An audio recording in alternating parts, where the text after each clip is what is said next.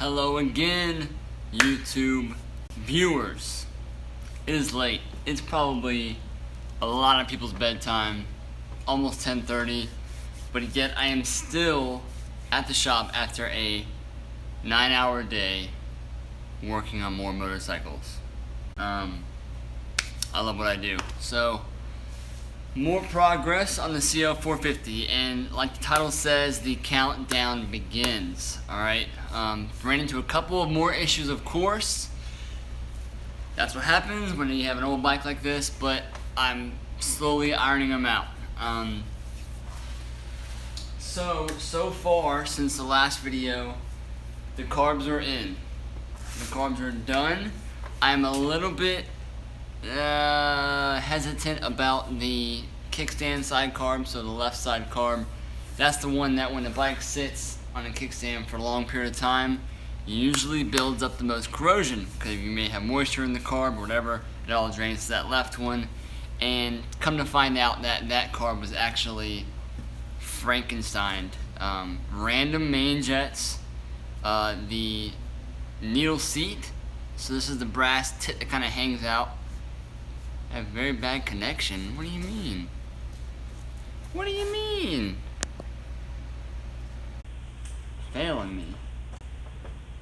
I don't know why it says I have bad connection. I have great connection. So, anyways. Carbs are in. Like I was saying, they got a random parts in that left carb. I don't know why. I really don't know why, but it's a little bit unsettling to me. I ordered Honda gasket set for the carbs, as well as the K&L full rebuild kit. Now, I love K&L. They do. What's going on, Meandering? Thank you for joining me. But the K&L kit, even though it's titled full rebuild, it's not. Okay, they don't come with certain things, and it's a little bit upsetting, but we will make do. So I have two different main jet needle seats in it. The right carb has the one that I have got out of my own stock. I think it's going to run differently on that right side. So we'll see. I'm not confident about that, but the carbs are clean. I know they're clean. They got new floats. All that stuff is done. It's all done. So we will see about how it runs. I don't know. I hate when that crap happens, honestly. I wish people wouldn't be stupid and put random stuff in carbs, but after that long period of time and so many hands have been in it, I guess that's the best I can do. I like factory original stuff, and then I'll go from there and tamper with it. You know what I mean? So carbs are in. I got a new throttle cable, because the other one was all the cables are extended. So I got a new throttle cable because that was the least that I could do. It was all busted up, but it's working great now. I spent a lot of time waiting for these parts, so I spent a lot of time rubbing on the bike. No homo, but the motor looks a little bit better, as you can see. I just been rubbing on it, waiting for parts, just like, oh, come on, carb gasket set. And that's what I've been doing. I still have the tires to do. I still have the front forks to do. I still have the brakes to free up in the front end. But, you know, part of me, for anyone who does build things, as far as bikes go, where you're, you know, kind of resurrecting something, in the back of your mind, you're like, why am I doing all this stuff? Until you can hear it run. Because until it runs, none of that crap matters. To me, at least. And then, when you get it all ready to go, you're like hesitant, because you're like, maybe it might not, you know, be prepared for it not to be a certain way, or not to react a certain way. I feel like anyone who rebuilds old stuff, works on bikes normally, you understand what I'm saying. If you do a full rebuild, like on CBR 1000 RRs with a crankshaft recall, spend hours, 3 days trying to do it.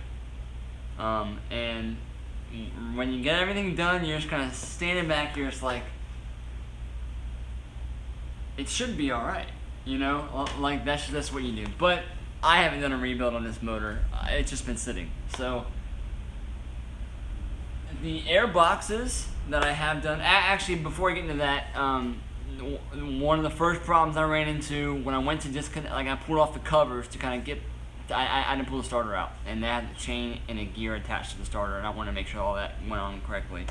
But when I pulled the alternator cover out, this is what happened to the the connector for that alternator, or that stator, the stator winding. It just completely crumbled, man. Like I disconnected it and just shattered in my hand. So I had to redo that, of course.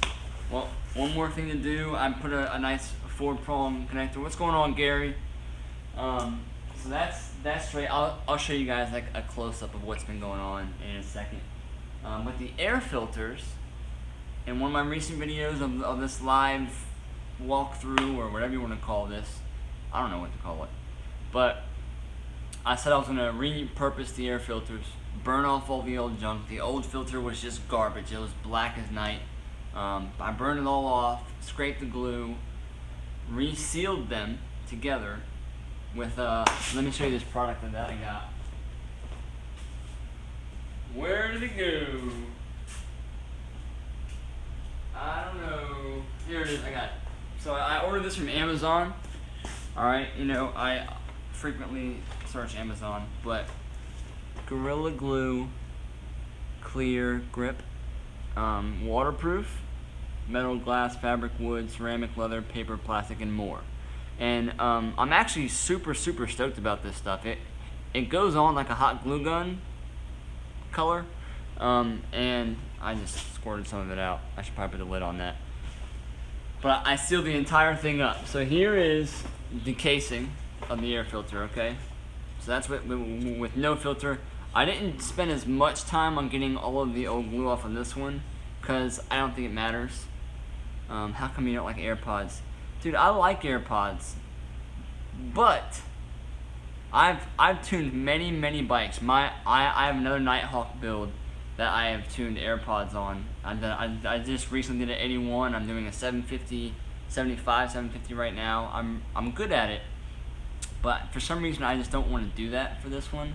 I'd rather just keep an old style, so I can put the covers on there. You know, just to kind of keep it original, but make it in a modern way. So that's why I do that's the easy way to me to do it.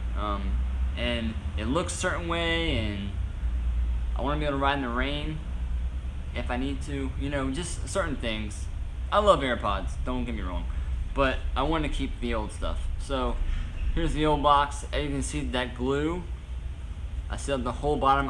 What I did is there's a spacer in here that stays in there, and I just buttoned it up and then just made a bead all the way around. And on this side I put silicone all on the bottom of that. So this is actually sealed up and dried, ready for the filter. So what I have is the aftermath of me putting the filter in. I used the ATV filter. You can check that out in my other video that I just put out a couple days ago.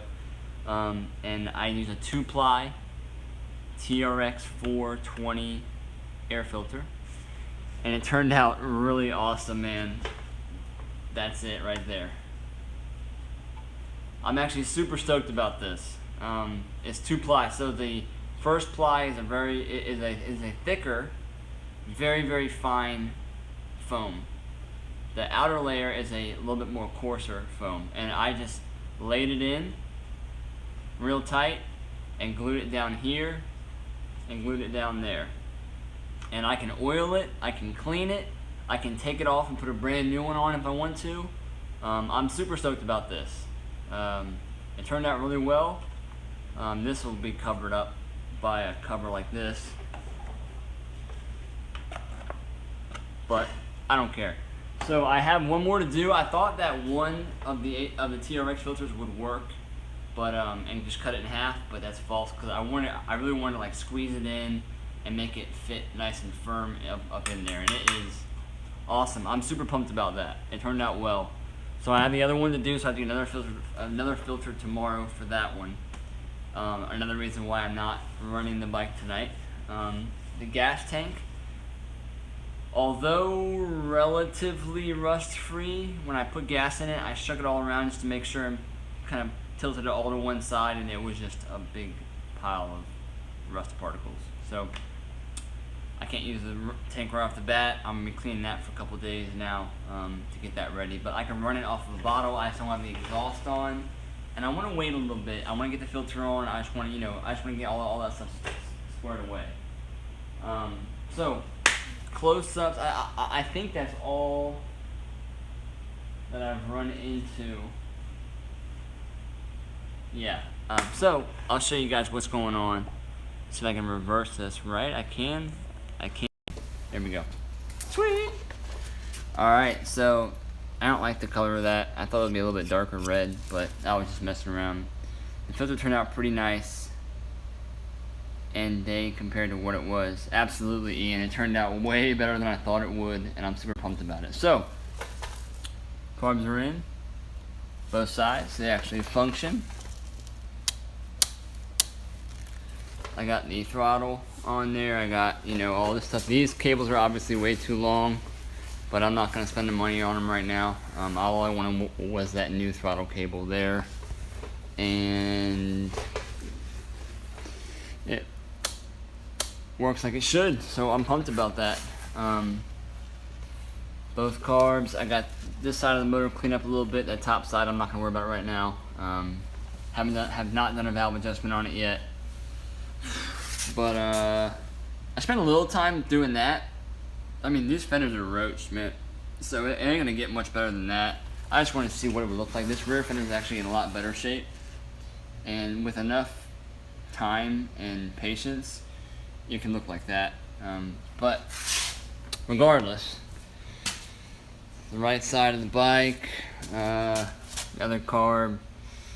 That's really all I've been doing, man. It's just praying for parts to come in while I rub this down. Thanks, Joseph. I hope it's going to be exactly what I want it to be. So, excuse that other motor that I got. It's coming together, y'all. It's coming together. The countdown begins. I'm going to get gasket sets. Exhaust gaskets to put the exhaust back on it right there. And actually, I found a problem when I took this cover off. If any of you old heads know about this clutch actuator inside of here, there's a little pot metal prong that kind of actuates that clutch, and that one's broken, which is really upsetting because it's made of unobtainium, and you cannot get them new, and they're very hard to find. So my buddy has a Suzuki GS425 ES. And he actually has one that is exactly the same in a donor bike, so I'm waiting for that to come in. That's why the clutch is not hooked up. So yeah, that's it, man. I'm gonna reverse this. So that's where I'm at, guys. Like I said, countdown begins. I'll probably have this thing rolling or started. I plan on starting it tomorrow. Tomorrow's Friday. My wife's out of town. She's going to a meeting. So tomorrow night, I would love to hear this thing fire up. I'd love for you guys to be with me when it does. I have not fired it up yet. I have no idea if it's going to fire up, so it's not like I've ran it and it's tuned up and I'm like started up and boom, it's all good to go. I'm like, yeah, I'm awesome. I'm gonna start it up with you guys for the first time in almost 30 years. Be doing wheelies in no time, man. That would be awesome. What did you use to polish the fenders and motor besides elbow grease? Besides elbow grease, I'm actually about to wrap this up, so we'll take the next 5 minutes to take any questions you guys have. So, but besides elbow grease, what I use for the fenders is steel wool. I'll show you what I use. So this is the finest steel wool that you can get at Walmart. Quadruple aught, I guess is the way to call it. 4.0. It's almost for like wood finishing steel wool, but it's super fun. I actually use it to clean all the carb parts and stuff. It works amazing. This is like the best kept secret, and I use that with any kind of chrome polish or metal polish. There's some Honda crap that I have that I get from the shop, but you can use Colonel Brassy, you can use any kind of metal polish, and just rub it ever gingerly, and just talk to it, and rub it and rub it and rub it, and then wipe it away, and then your dreams come true when it's all nice and shiny.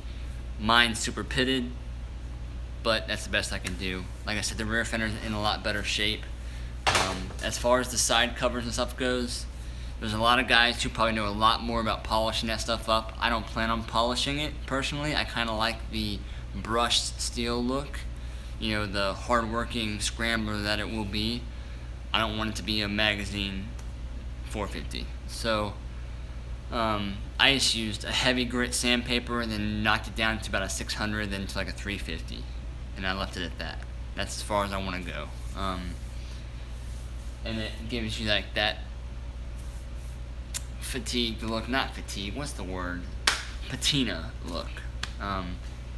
But eventually the motor will come out, frame will be painted, motor will be cleaned and put back in, but that's not what I'm doing right now. I don't have time. I have 1 week exactly to get this stuff done and rolling and running. The Honda, funny story, the Honda rep for Norfolk, Virginia, awesome guy. He's a younger guy, I'd say like 40s, but he loves old bikes, and he came in and he was like, man, get a picture with me on this, and I was like, sweet, because he just loves the old stuff. But anyways, so next, after it runs, awesome, thanks for getting it cleaned up on my 82 Nighthawk I just acquired.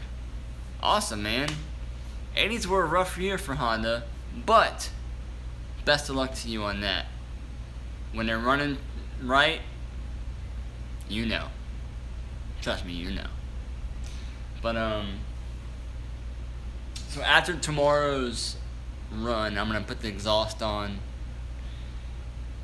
air filters on, and fire it up with a bottle. After that, I will do the tires and the brakes and everything else. Are you planning on riding it after the run any? Absolutely. After I'm getting it set up for the DGR ride on the 24th, which is a ride to raise awareness for male prostate cancer, as well as funds for male prostate cancer and male mental health when it comes to suicides. It's an awesome story. Go to gentleman'sride.com. You'll hear all about it. After I get it ready to ride for that, this will be my rider. I just love the size of it and the powerhouse that's inside of it. So I plan on riding it for quite some time. I also have another build. You see that white seated bike right there? That's a 750 Nighthawk that has 4-inch velocity stack pods, and it runs its butt off. I've never gotten it painted. That's the only thing that's holding me back right now, and that one is getting it painted. So I have a couple projects going on. I always do. But yes, I plan on riding this 450. I don't know how long, but quite some time. But so filters, electrical, tank, talked about all of that stuff. So yeah, countdown begins, guys. Countdown begins. I will see you guys tomorrow night. Hopefully you're not. Hopefully you're available to watch it. It'll probably be around the same time. I don't know. Maybe a little sooner. This is really late. But I appreciate you guys' encouragement on getting the bike done. What sprocket ratios? They're stock, man. So whatever stock is, I think it's like 15 tooth in the front and 42 in the rear. I can't remember, but it's totally stock. I'm not worrying about that right now. It's hard enough to find a freaking front sprocket for this thing, man. A brand new one. I can't seem to find one.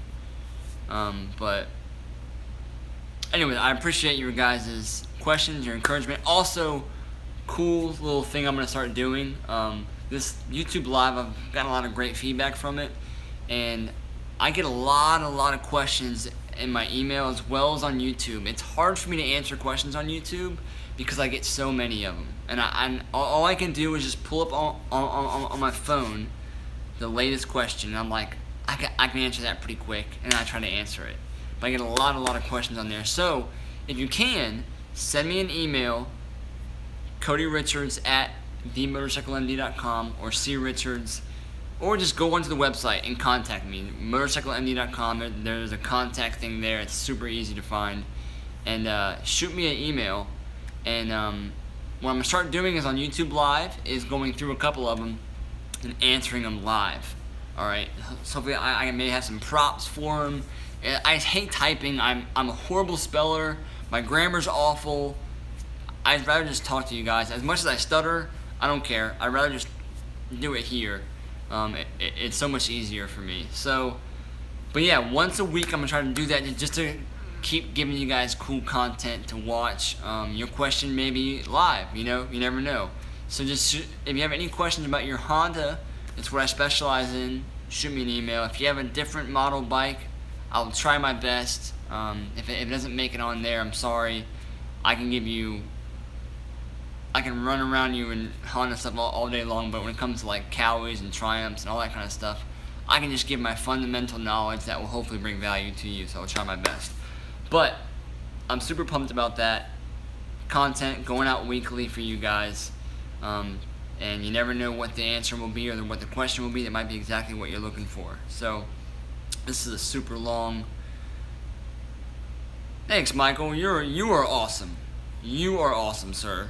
So I will be in touch with you guys tomorrow, and I'm looking forward to hearing you guys' questions through email the best I can. Again, I apologize to anyone who's watched this and you asked me a bunch of questions on YouTube. I really try, man. It's just Motorcycle MD has gone above and beyond what I ever thought it would. It's a huge blessing, and I'm doing my best. I work 9 to 5 or 9 to 6 while doing this. That's why I'm here till 11 o'clock at night. So y'all are awesome. Keep riding. Be safe, please, and stay tuned, man. Cool stuff to come on the CL450. Hopefully we will hear it fire up and idle and run tomorrow, man. I'd be so pumped about that. So, Cody from Motorcycle MD, you guys know, giving you quality tips and tricks for your next build or my daily rider, hopefully. See you guys tomorrow. Later. End it, dang it.